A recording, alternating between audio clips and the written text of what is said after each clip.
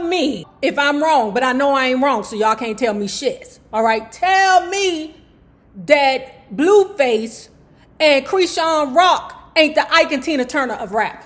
I'm waiting.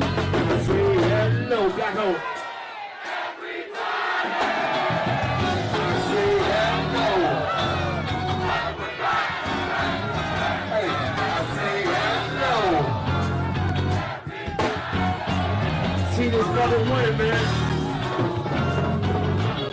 A-R-E. Hey, dude, what is your win, big? What is your win, big? What is your win, big? Kansas City. Well, hello there, lovebugs. Hello there, Bellas. If you have not already done so, please remember to like, share the Facebook, subscribe, and visit uptopbeauty.com. Today's looky would be another one of our Renee scarves. And if this is not your speed, go on over there, check it out. I'm sure we have something that will meet your needs. And if you are not already a part of our book club, please hit the Patreon link below and or the join button here on the YouTube. And for a small monthly fee of, guess what, $5, you babies can be privy to all the shenanigans before the YouTube gets it, if the YouTube gets it. Now, let's continue talking about Bobby Womack.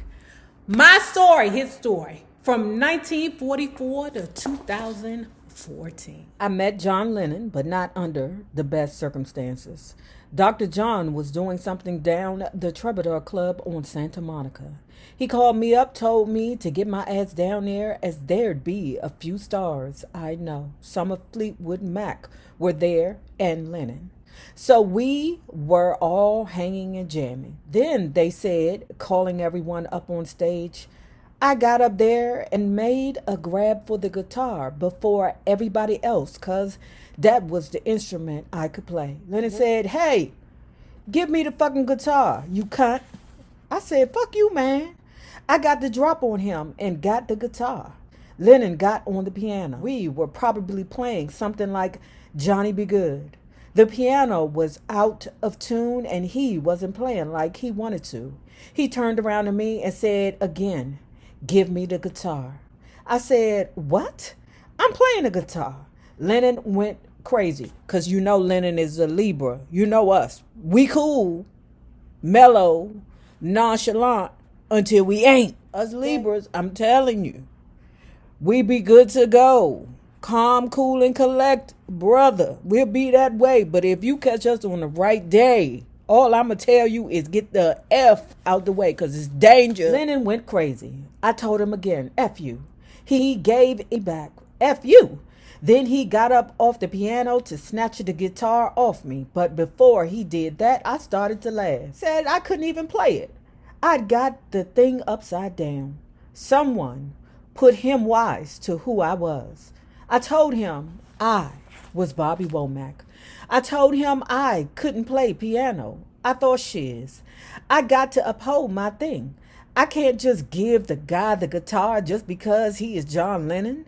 Afterwards, Lennon came up and apologized. He claimed he hadn't known who I was and said, I'm John. Let's meet on better terms. I told him it was cool and we shook hands. I never met him again. Marvin Gaye was a genius. A few weeks before he died, in 1984, we had an album planned. His son, Marvin Gaye III, was putting it together. On the phone, he wanted to tell me his problems. Some of those problems were with Motown and founder Berry Gordy. Marvin had married Berry's sister Anna, who was much older than him.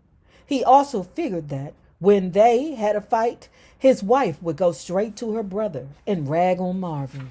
I'd wanted to join Motown when we were the Valentinos in Cleveland. We would have walked to the HQ in Detroit. At Mary Wells' funeral, Berry was sitting behind. I asked him, how come you didn't sign the Valentinos? He said, our sound was too different, too gospel from Motown. He couldn't embrace that. Man, some people you can't control, and you didn't sound like Motown. You had a distinctive sound. You could tell a Motown act. I figured Sam would allow you to be yourself, and I couldn't make you be something else. I took that as a compliment. No, Bobby. That meant you ain't good enough for the Motown. He didn't see enough money coming out of your ass, Bobby. You know, if you can't cross over to the white and the black audiences, he don't want no parts of you, boy. Marvin Gaye was shot in his mother's house. Marvin Sr. shot him. Ike Turner had a studio, Bollock Sound, down in Inglewood. It had an underground passageway that ran from the studio to his apartment. There was a kitchen, a place to shoot pool, 3 studios. He had this place tricked out with cameras and mirrors. They were everywhere, and that just added to the paranoia. I'm sure it was, because Booger Sugar will make you crazy and paranoid. Okay, all right. He had bars on the windows and push buttons on the doors, which locked everyone in. And Ike liked locking people in and not letting them out. He was a kid with a lot of toys. There was also Booger Sugar. Intimidation, humiliation, threats. There was always people hanging. A lot of people around all the time, up for several day weekends, and Ike would go to sleep in the middle of all of it. Or he would be up raving, ranting, raving, and shouting, and issuing challenges. But Ike was very talented. He knew how to put a band together. He knew the music side, wrote songs, and he got some big names down on tape at Bollock. I recorded there. And Marvin Gaye, Stevie Wonder, the Rolling Stones. Whatever happened to the tapes? Ike and his wife Tina had opened for the Rolling Stones on their American tours in 1966 and 1969. Pause. Hold on, before we go further, okay? Tell me, okay, y'all, if I'm wrong, but I know I ain't wrong, so y'all can't tell me shit, all right? Tell me that Blueface and Krishan Rock ain't the Ike and Tina Turner of rap. I'm waiting. One time when the Stones came into town, they went down to check Ike out, see his layout. This was during the early 1970s drug days. A gram of Booger Sugar would never do. It was always 2 or 3 ounces in a bowl on the console. Also, no one could have told the Stones that they didn't want to go down to Ike's place, not unless they wanted to be there for a week. What? What the hell? Oh my gosh, hold please. Ike locked them in. He had the Stones management outside banging on the door. Mick and Keith trying to pull the bars off the windows. Still, he wouldn't let them out. Ike had the Stones scared. We all got more paranoid and devious and effed up down at Bollock. Ike caught a friend of mine stealing blow one time. It turned ugly real quick. Another time, I was down there with my wife and she was pregnant. She couldn't stay up all night and morning, and I told Ike we had to go. Okay, Bobby, he said, I'll drive you. I'll get the car. He drove us, but without lights. He made a bet. He said, I can get you to the house in 15 minutes. I said, I know you can, but just take your time. No, I'm going to show you how fast I can get there. Ike cut off the lights, put his foot on the gas, and the needle started climbing. We were crossing junctions, moving at 70, 75, 80, 85, up through Inglewood, hitting La Cienega north at 90 miles per hour. The car jumped up and down, hit a dip, screeched around a corner. I screamed, man, she'll have this baby in this fucking car. It was a miracle. We never got stopped by the cops. Madness. Him and Sly Stone were both crazy like that. I once told Ike I was in pretty good condition, that I used to run a lot. He thought that was weird. No surprise there. I told him I could run 10 miles and there was no way he could keep up with me. That's all the challenge he needed, because Ike in his mind, he's the greatest, the baddest. I think Booger Sugar will do that to you. It will make you think that you are the baddest mother hunchy in town, okay? Like Jim Brown. So Ikety, because that's what we call him, Ikety, said, oh yeah, so he shut down everything in the studio, put on his sweatsuit, and got to running. He started panting hard. Then he leaned against the wall to catch his breath.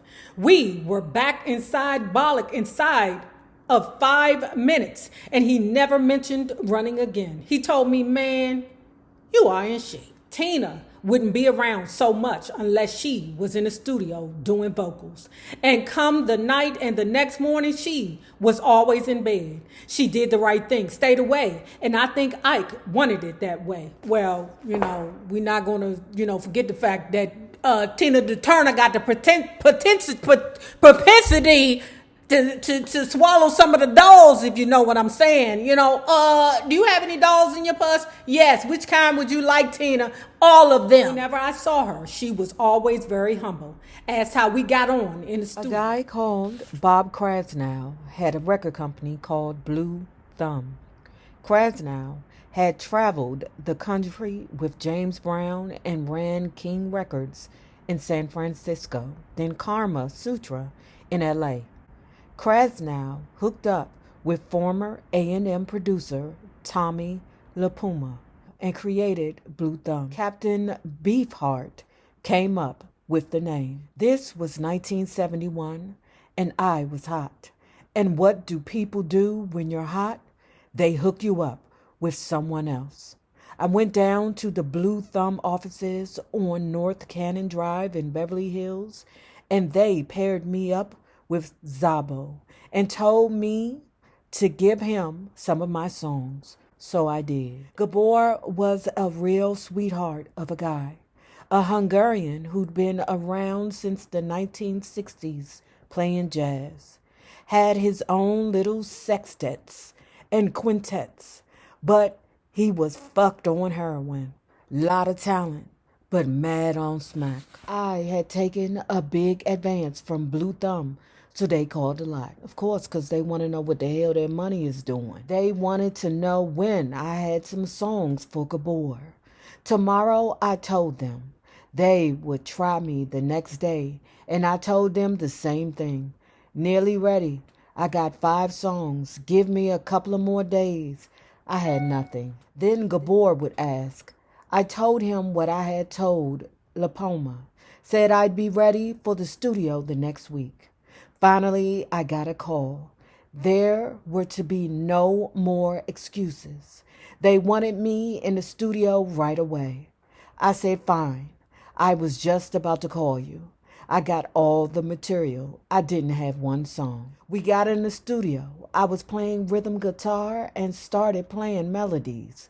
Gabor asked me what it was. I told him. Gave him some title. Just a little communication was Bobby tune number 1. So I would do another da-da-da, da-da-da. They asked what was that, told them Bobby's tune. So If You Don't Want My Love was Bobby tune number 4. Fingers was Gabor's Womack. Amazon was Bobby's tune number 3. Azure Blue was Bobby tunes number 4. Breezin' was Sister Sonorita. Gave him 4 songs in total and a lot of melodies. I told all these guys on a trip, told the bassist what to play and the guy on the keyboards. I just made it up. Afterwards, they apologized and said, we thought you were just bullshitting. Breezin' was the thing that caught the eye real fast. Everyone thought it would be a classic. I laughed. I had just made it up. 5 years later, George Benson called me. George Benson. He wanted to cover Breezin'. He wanted me to play rhythm on his version. He thought I was the only one who could play that rhythm pattern. I said I'd have to think about it. I thought jazz artists, they don't sell a lot of records. Are we really happy here with this lonely game we play? Looking for words to say. Y'all, I'm not feeling good. Me and my wife get ready to go out of town. And child, I think we both got the cooties, child. I figured they could get someone else to do it. I made all kinds of excuses. Benson kept calling. I told him I would go down to help out, but wouldn't show. I sat at the house doing absolutely nothing. I must have got tired of saying no. One time he called, I said yes. That time I showed. I laid down the track and Benson played the lead. Next thing, he's got a hit song. I had to pay $350 to get a copy of the platinum album. I guess they were mad at having to chase me around. Jim Ford, my writing partner, had a good idea. He came over to my place and told me that I needed to get something going, away from everything else that was going on. He meant all the friction I had in my life. I didn't know it, but the friction was just about to be turned up to way past full blast. Jim wanted me to hook up with Sly Stone.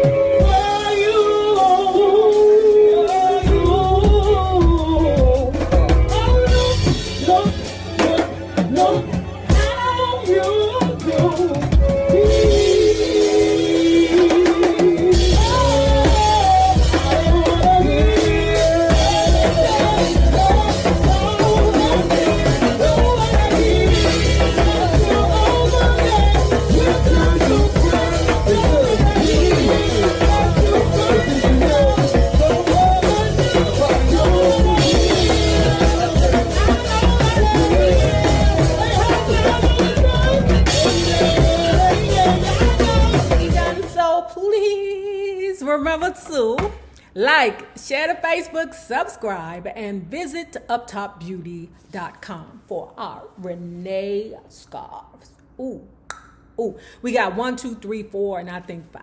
Okay, and please remember this: the same people you meet on the way up will always be the same people you meet on the way down. My naysayers, my patron loves, you babies. Have a good one.